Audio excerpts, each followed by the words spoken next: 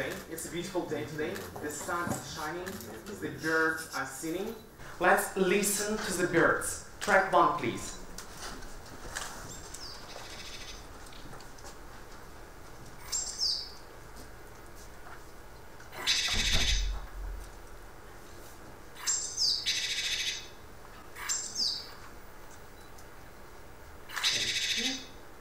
Can you name the bird? What bird is it? Who knows the bird? Russian. Close, very close. This bird is Japanese great tit, a close relative of Russian bird Sinitsa. You know this bird. And this bird has recently become a subject of interest of Japanese scientist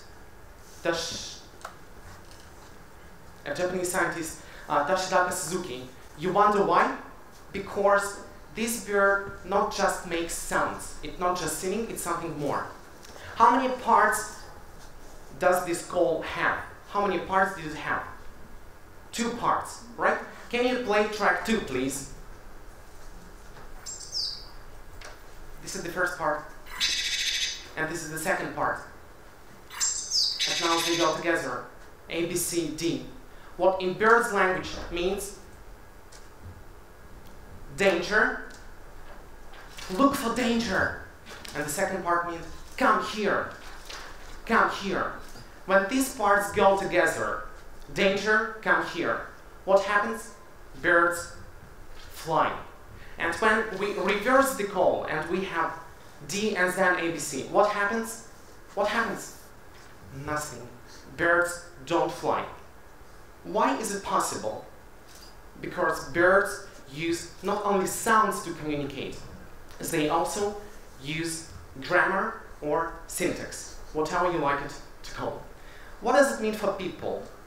How do we speak?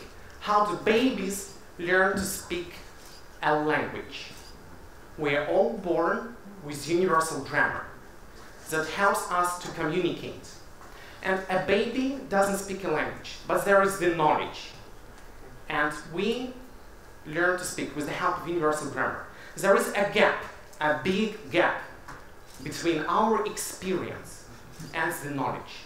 And as we grow up, this gap becomes smaller. Experience meets knowledge. Today, we will make the gap between our experience and our knowledge smaller.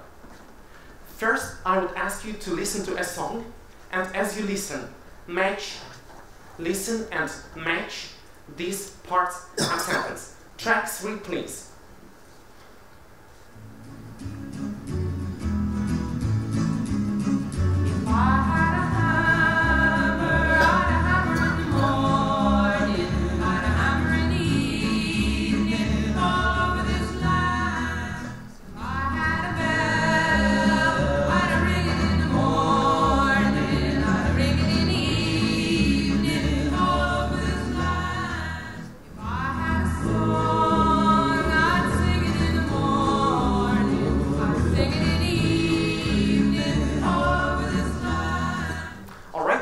Help me with this part. If I had a hammer, I'd, can finish, hammer. And hammer, thank you. If I had a song, I'd sing, correct. If I had a bell, I'd ring. And you know what's this? The same call, A, B, C, D. If I had a hammer, I'd hammer. And what happens if we reverse the parts? It's a new meaning, it's not the same. It's a different call. The same structure works in programming code.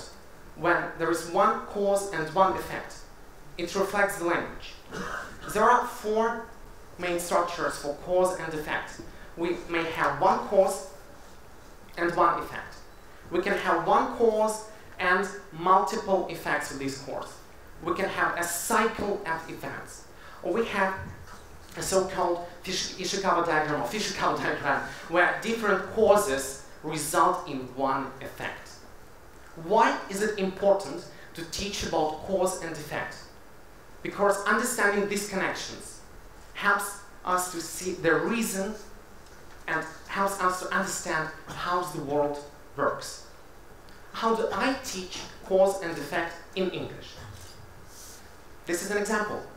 If I had a hammer. What's the meaning of if I had a hammer? Do I have it? No, I don't. But I can imagine. What's imagine? Imagine. If I had a hammer, it's in my imagination. And then I'd hammer. So, let's imagine we have something more than just a hammer. We have a million. Is it good? Yeah, we have a million. And can you help me to finish? If I had a million, I would. I don't know what to do. If I had a million, I would buy a house. Good. Maybe our colleagues will help me to spend the million. With you? Can you help me? Yes. If I had a million. No, not now. That's too fast. Okay. To do that, you will need to use this structure. You will add multiple things together, but you have only 1 million. Your result is only 1 million. And this is your list.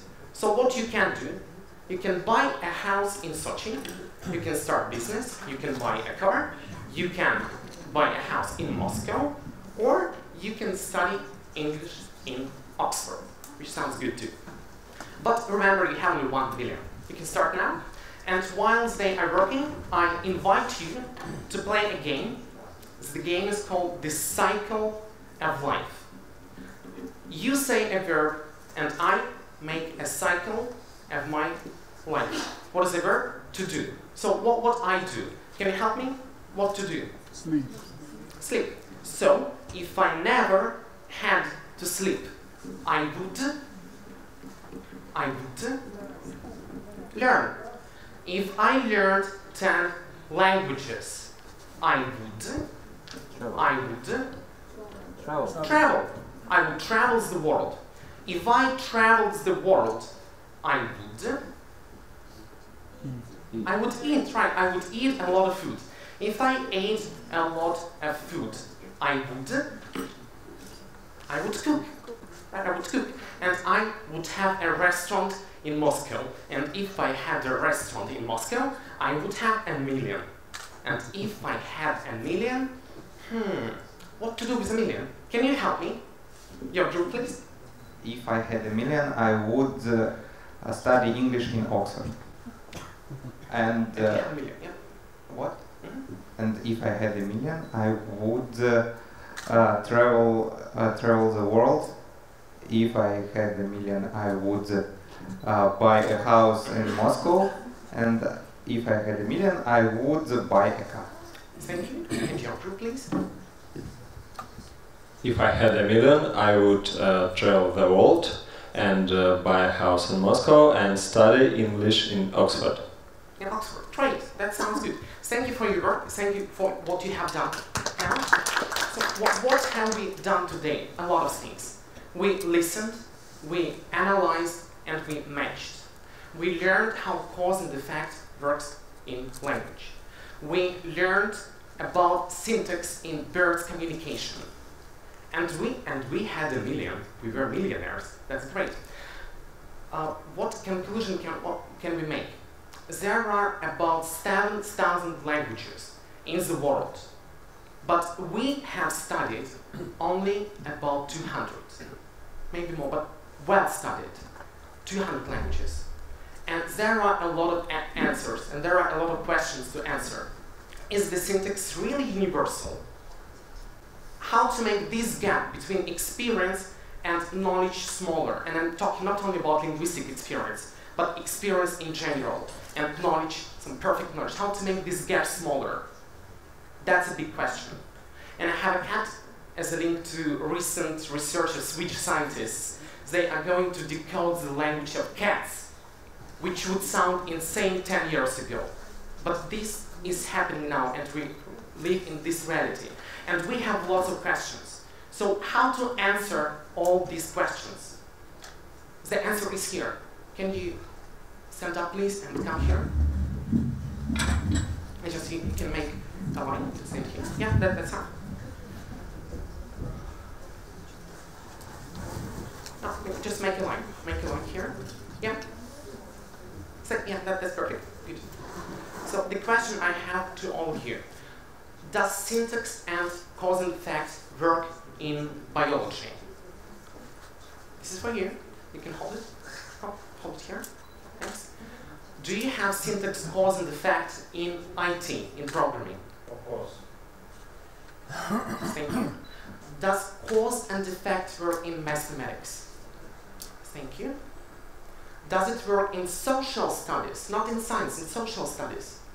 This is for you, and this is for me.